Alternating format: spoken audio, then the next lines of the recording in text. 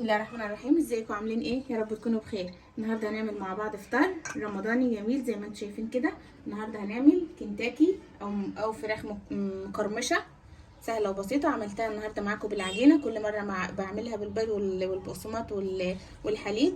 هتشوفوا الطريقه سهله جدا. وادي الفطار لفه سريعه عليه كده، وهنشوف بقى التفصيل. والكنافه دي هتلاقوها على الفيسبوك، اعرفوها. لو عايزين تعرفوا طريقتها روحوا على الفيسبوك، هتلاقوني سايبه لكم اللينك في اول تعليق. معلش خلاص انا صايمه وما عدتش قادره بصراحه. يلا نبدا الفيديو ونشوف عملناه ازاي مع بعض. معايا هنا دي الفراخ اللي هعملها كنتاكي، طبعا مغسوله ومتقطعه كده، وبشيل انا الجلد من عليها. اللي متابعني عارف ان انا دايما بسلخها، ما بحبش انا الجلد ولا الدهون. معايا هنا شويه جزر مبشورين، بصلايه مقطعاها كده، طماطمايه، معلقه كبيره دقه. البهارات اللي معايا بقى اقول لكم على البهارات اللي معايا: حبهان وقرنفل وبابريكا مدخنه، كاري، فلفل اسود، بهارات مشكله، دي قرفه، ودي كوبيبه صيني. هننزل بقى بكل البهارات بتاعتي والخضار ده في الميه المغليه بكله مره واحده تغلي غلوه، وبعدين ننزل فيها الفراخ المغسوله والمتقطعه ديت تستوي نص سوا، عشان النص التاني هنسويه واحنا بنحمرها ونعملها زي الكنتاكي مقرمشه. تعالوا كده نروح على البوتاجاز ونشوف هنعمل ايه. هنا الميه بتاعتي بتغلي، ولعت كده على حله فيها ميه. هنزل زي ما قلت لكم بكل الخضار والحاجات دي كده في الميه مره واحده، وكمان البهارات بتاعتي كلها. وهسيب الميه دي تغلي عشان كل الخضار ينزل طعمه في الميه. طبعا دي هتبقى شوربه، هنسوي الفراخ نص سوا، هتخلي الشوربه طعمها حلو.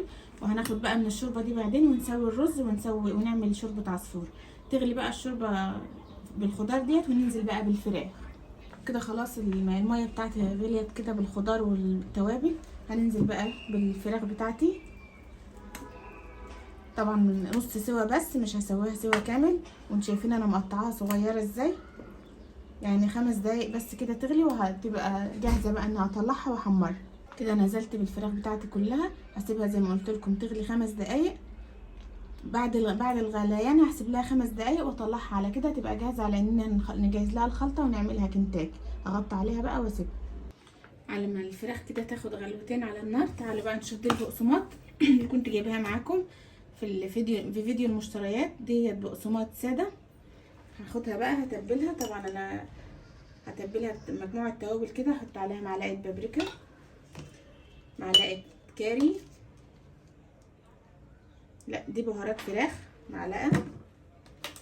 ده الكاري معلقه برضو، معلقه فلفل اسود، معلقه ملح. طبعا البقسماط ديت ساده خالص، نص معلقه كده ملح عشان ما تبقاش مالحه قوي. دي بقى خلطه الكنتاكي او المقرمشات كده من عند العطار. هحط كده شويه عليها وهقلبها. دي بتيجي من عند العطار، وكده بقت جاهزه معايا. اخد منها بقى ونحمر منها المقرمشات اللي عندي. لو ما عندكيش اللي هي خلطه الكنتاكي دي اللي هي الحبوب الصفرا ديت، عادي مش مشكله، البقسماط هتقوم بالغرض. كده بقت جاهزه معايا، بس تستوي الفراخ نحمرها بقى. دلوقتي هنعمل الرز، والفراخ بتاعنا لسه في الشوربه. طبعا الرز ده الشعريه اللي احنا محمرينها مع بعض، وانا بعبي العلب فات شويه شعريه صغيرين على شويه رز محمر، فحطيتهم كده في برطمان صغير، وهنعمل بيهم الرز بتاع النهارده. طبعا هما متحمصين وجاهزين، يا دوب حطيتهم في الحله كده وغسلت الرز. هسخنهم بس كده، وهنزل بالرز بتاعي يسخن كمان معاهم. نزلت عليهم كده بالرز المغسول، هقلبهم تقليبه بس كده يسخنوا. شفت الرز خلص في ثواني ازاي.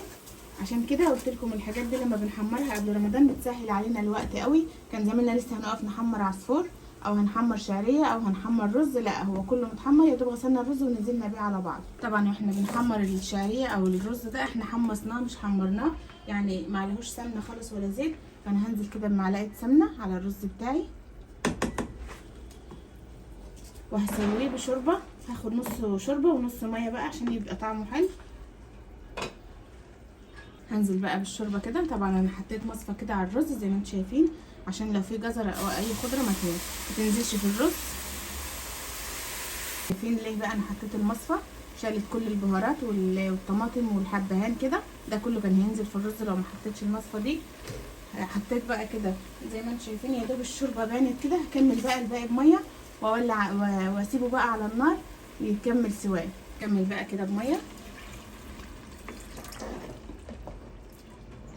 وخلاص. خلص الرز كده معايا بالنسبه لي، راح من على دماغي كده هم الرز وعمايل الرز، ما خدش معايا وقت خالص. احط له بقى انا شويه ملح. طبعا الشوربه اللي احنا حطيناها ديت متملحه، نعمل برده حساب مش متملحه بس فيها دقه يعني. هنزل كده بمعلقه ملح. خلاص كده هغطي عليه واسيبه يستوي كده. خلاص طلعت الفراخ بتاعتي، مش هسيبها في الشوربه عشان مش عايزاها تتهري زي ما قلنا، عايزاها نص سوا. تعالوا نعمل شوربه العصفور عشان نسيبها على النار تستوي، ونرجع بقى نعمل التتبيله ونحمر الكنتاكي. انا جبت المصفى بتاع التحمير دي بتاع البطاطس، طلعت كل البهارات والطماطم والبصل، صفيت الشوربه بتاعتي كده ما عادش فيها اي حاجه، كله شيلته كده. هنزل بقى بالعصفور بتاعي، بس انا النهارده هعملها على عصفور على شعرين. هنزل كده بعلبه عصفور متحمر برضو،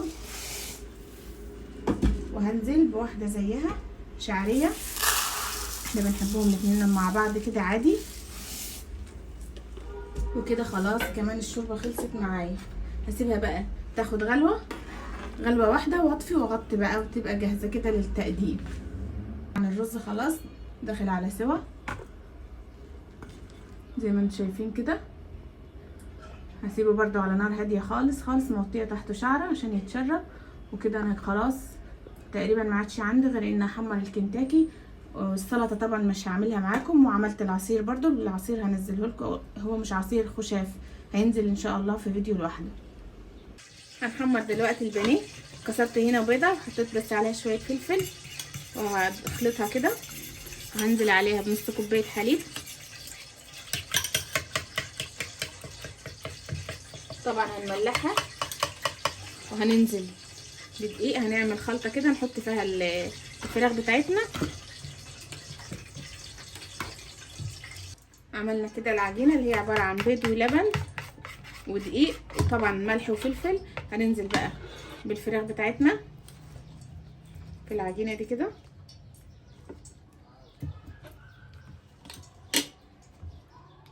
طبعا انا عملتها معاكم قبل كده على القناه بالطريقه اللي هي بتبقى دقيق وبيض وبقسماط، وبنشيل من ده اول مره اعملها معاكم بالعجينه. وهنطلع بقى من العجينه دي كده نحط في البقسماط ونغلف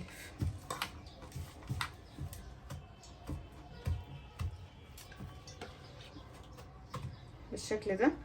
ممكن انزلها تاني في العجينه عشان اعمل طبقه سميكه، وارجع ارجعها تاني في البقسماط.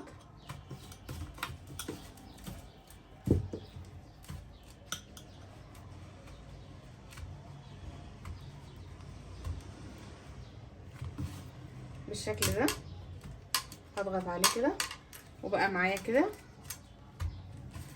هكمل بقى الباقي بنفس الطريقه دي، هحطه مرتين هنا هحطه هنا واحطه في البقسماط وارجع ارجعه في العجينه كمان مره عشان يبقى الورك معايا كده بالشكل ده. هكمل الباقي كله ونرجع نحمره مع بعض. خلاص تبلتها وحطيتها كده في البقسماط، عملتها كلها. تعالوا بقى على النار ونحمرها مع بعض. حطيت الفراخ بتاعتي في الزيت هحمرها بقى، هتتحمر على اللون ده. طبعا النار بتبقى وسط كده كده، احنا مسوينها نص سوا في الشوربه يعني ما تخافوش هتستوي، بس النار برضو تكون وسط تحتها. نحمرها بقى ونرجع نغرف الاكل مع بعض. حمرنا الكنتاكي بتاعنا، قرمشناه. تعالوا اسمعكم القرمشه.